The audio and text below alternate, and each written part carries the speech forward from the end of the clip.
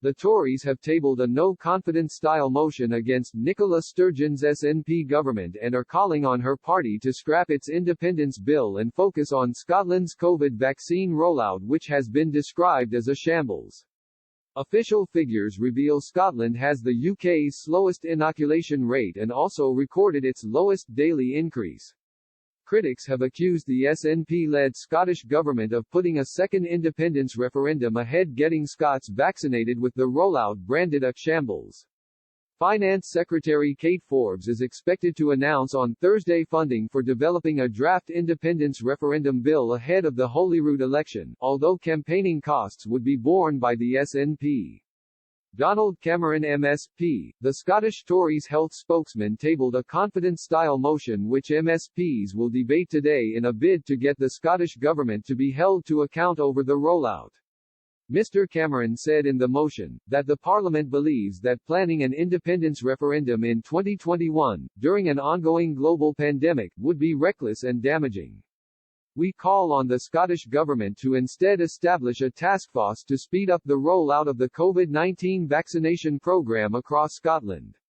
It is understood that almost 1 million doses have been issued to Scotland, but only 443,960 have been used. The latest figures reveal 22,498 Scots received their first dose on Monday compared to 234,851 in England.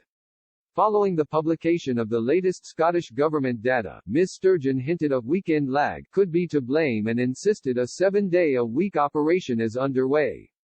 But the Tories hit back and claimed the figures exposed Ms. Sturgeon's excuse as absolute nonsense.